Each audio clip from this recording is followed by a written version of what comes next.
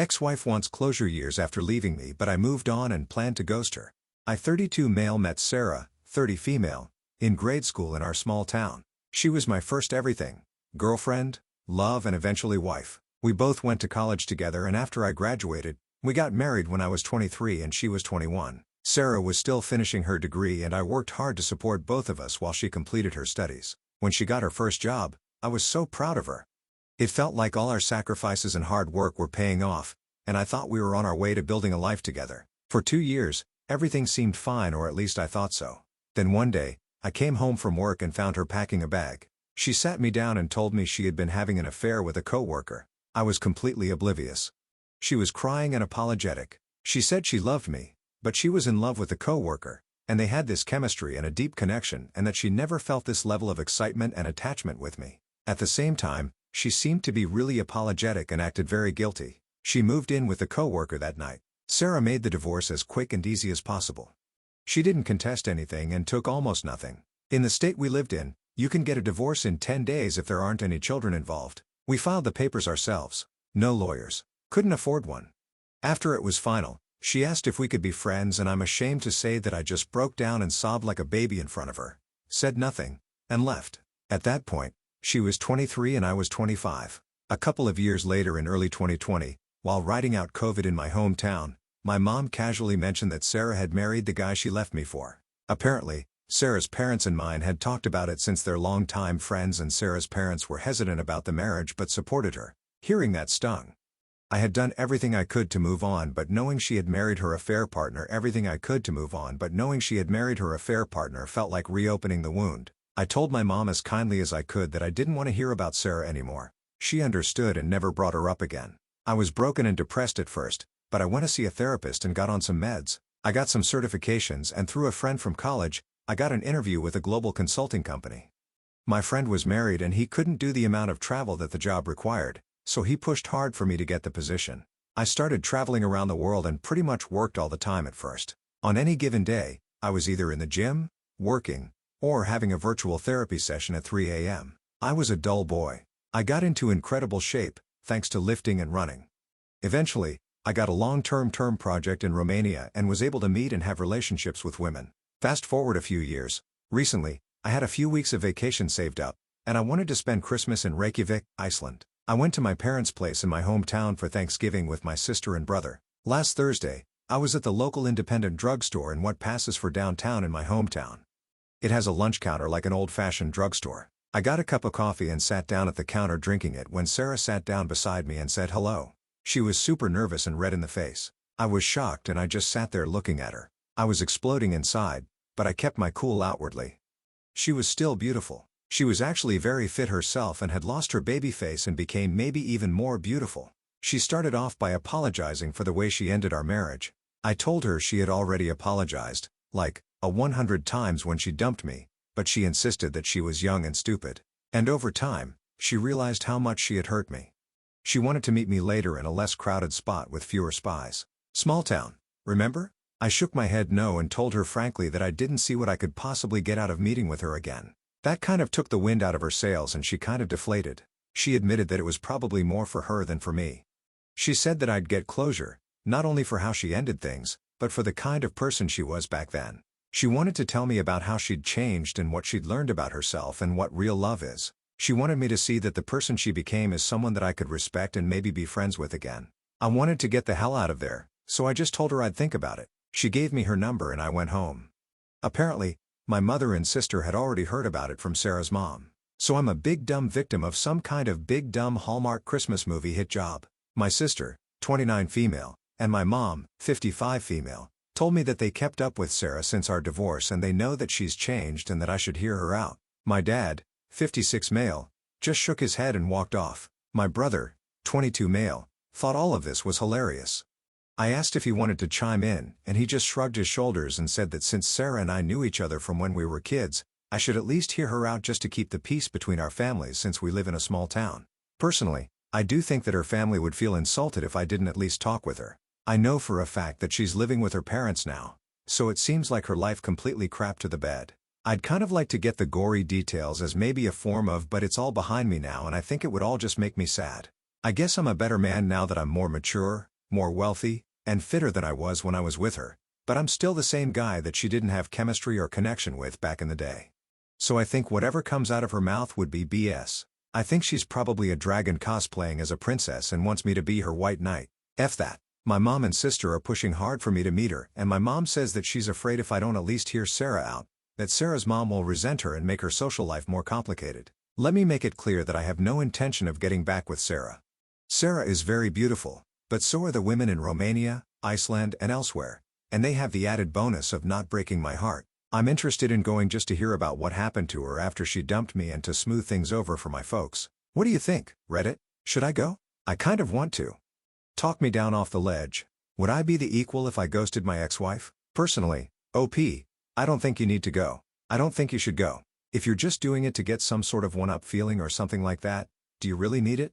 I mean, you've done so much work to get over her. Just leave her in the past where she belongs. And regarding your mom's relationship with her, quote-unquote, friend, if her relationship or her friendship depends on you being exposed to something that hurt you in the past, then that's a pretty crappy friendship in my opinion. I don't think you'd be the a-hole if you'd ghosted her. And what do you guys think? Let me know in the comments section, and now let's check out the community comments. Altruistic Spirit 542 says, you would not be the a-hole. Tell your mom that you are not responsible for Sarah's feelings or her mother's. You've moved on as best you can after the horrific way Sarah treated you. You have no reason to listen to whatever crappy excuses she is going to give you in order to resolve herself of guilt, and frankly, your mom should be ashamed of herself. Why are Sarah's feelings or what she wants more important than yours? Ill Entry 9707 says, not the a-hole. This is for her benefit, not yours. You have no obligation to be the bigger person in this situation. It is gracious to accept an apology, but you are under no obligation to have any type of contact with her. My personal view is the best plan might be to send her a thanks for the invitation message and then ignore her. I'm not a big fan of ghosting someone who will be in the periphery of your circle for years to come, as that gives her and your family an unnecessary topic of conversation. She is an ex because she chose to leave you. Valiantly Caustic says, sounds like you don't need the closure, so why pick at healed wounds? Tell your mom and sister if they want to hear Sarah talk so much, they can go in your place, but to leave you out of it. And Rise Against the Machine says, so your mom and sister aren't really doing it for you, but for themselves, especially your mom. And since they're going to be the ones left to socialize in that small town when you leave again for work, they're trying to convince you to do what really is against your will. And why are you supposed to be the one making adjustments or doing everyone a favor? You were the one she wronged. If anything, they should be respecting your boundaries. You already told your mom you don't want to hear any more about her. What is so hard to understand about that? No. You will not be the a-hole if you ghost her. The divorce was closure enough, and you were not the one who threw away years of relationship and connection. The least they could do is respect you and let you be. The community agrees that OP would not be the a-hole, and OP did not reply to any comments, so we're gonna move on straight to the update to see how the story ends. I'm currently writing this from Reykjavik, Iceland. I have some friends I met while doing some consulting work here. This time of year, the days are very short and the northern lights are visible. Unfortunately, it's supposed to be cloudy and rainy for the foreseeable future, so I'm out of luck with the aurora borealis. We are doing a Christmas pub crawl among other things. Reykjavik is very single-friendly during the holidays. After I posted, for the next couple of days, my mom and sister kept bugging me about it until I caved. I know. I made it clear to them that I had no intention of getting back together with Sarah, and that I was pissed that they thought there was a chance I'd get back together with someone who stabbed their son and brother in the heart. Finally, I told Sarah I'd meet her at the playground at our old school. It's a small town, so there's only one school that's a K-12. When we met, I told her up front that I'm just there as a favor to our parents and my sister. She acknowledged that, and we engaged in a little small talk. She told me that she had started following me on social media. I've since made it friends and family only. And she saw how I'd been all over the world and even commented on the girlfriend I had in Romania. I told Sarah, her name was Monica, and we had a great time together. She then started in with the juicy stuff I wanted to hear. Unfortunately, it wasn't very juicy, just regular boring relationship crap. She started living with the guy, and it quickly became apparent that once she was with him, the relationship went from an exciting affair to a regular humdrum relationship. She said she knew the forbidden sparks were gone the first time she had to pick up and launder the guy's skit-marked underwear. Yep, she left me for a guy who was barely potty trained. She said she was in denial, that she couldn't have thrown me away for a guy who was no good, so she doubled down by marrying him. Sarah was always very stubborn. He was apparently a good salesman and earned a lot in commissions, but he was really bad with money. They had a lot of fights about money and household chores, and finally, she caught him cheating with a coworker. Oh, the irony. She left him with a wrecked credit score. She was pregnant with his kid at the time, so she terminated. This is something no one in our families know about. She's been living with her parents and working at the same feed store her dad works at. She said she wanted to reconnect with me due to the fact that we were childhood friends and had been each other's best friends for 17 years, and she missed me. She started on about how much therapy she'd been through and that she is a completely different person now. She wanted me to know how much she cares about me and that that girl I was best friends with is still there and blah blah blah. I can't even write this manipulative crap out anymore. I guess I'm not a nice guy anymore. I don't want to start any kind of beef with her family at mine, so I just told her that I had also changed since she dumped me. I told her that when I touch something and get burnt, I don't touch it anymore. I told her it's great that she worked on herself, but some new guy, idiot, will have the benefit from that. Then I told her that when I look at her, all I see is her crying, telling me she's leaving me, holding a proverbial knife with my blood all over it. In my mind, she's a person who says, "Honey, I love you, but I also love stabbing." No, thank you, ma'am. I told her that if we got together, the resentment would make me treat her like crap all the time and she didn't want or deserve that. I told her good luck in her future endeavors and I hope she keeps up with her changes and that I had to leave to go to Iceland for Christmas. Yes, I was bragging. She was tearing up and tried not to let me see her cry and I pretended not to notice. Dad was disappointed that I caved to my mom and sister. He made it like I failed the test of manhood. I told my mom and sister not to expect any wedding bells or grandchildren or nephews anytime soon. My brother called me a simp and so I had to wrestle him. He got me in a headlock. The guy is getting too big and I held back too much. I left for Iceland the next day and I'm there until the new year. I'm headed to Budapest for a follow-up project. Sarah is not invited. Well, Opie, again, I wouldn't have met Sarah, but you've already done that and you're past it. You're over it. You've moved on. Hopefully, this will not hinder any kind of progress you made and you can continue to live your life. So on that note, here's wishing you the best in the future. OP. Thanks so much for sharing and take care. Enjoy Reykjavik. And now, let's move on to the next post that also has an update. This post is from the subreddit Amity and it's by user Ladderplant9364. Am I the for not being a chatty Cathy with my hospital roommate? I, 30 female, had surgery earlier today. I gave birth to a baby 6 months ago. There was a complication which could not have been able to be operated on at the time, so I was the first surgery for the day. The nurses kept mentioning it. After recovering, I was brought to my observation ward. About an hour or so later, I had a roommate, 40-ish female, who joined. I had been watching TV shows on my iPad with the volume on loud. As soon as she arrived, I put my AirPods in as a curtsy to her. Later in the afternoon, my husband brought our baby to come and see me. As soon as they left, roommates started up a conversation. I was polite and entertained the conversation for about 30 minutes. I apologized to cut the conversation short, but I was going to have a nap. Well, she got all huffy and rude saying I was selfish. When I woke up from the nap, roommate was no longer there. I called for pain meds and the nurse said I must have really said something to her as while I was asleep. She demanded to be moved to a different room and that I should be kinder with my words. I feel that I am not the a-hole for wanting to sleep to recover. It could be the meds I am on, but I feel horrible. Am I the a-hole? No, Opie, I don't think you were the a-hole. I mean, if everything played out the way you said it, you were quite polite. You entertained her conversation for 30 minutes, then you said, "You know, I'm sorry but I need to rest because I'm just coming out of surgery," and that was it. If she has a problem with that, well, that is her problem. It has nothing to do with you. So again, no OP, you weren't the a-hole. And what do you guys think about this situation? Let me know in the comments section. And now let's check out the community comments to see what they said. MernSwag2 says, "Not the a-hole. Why are you even entertaining? I thought about how some busybody you'll never meet again feels about you. You're not in a hospital to make friends but to get well."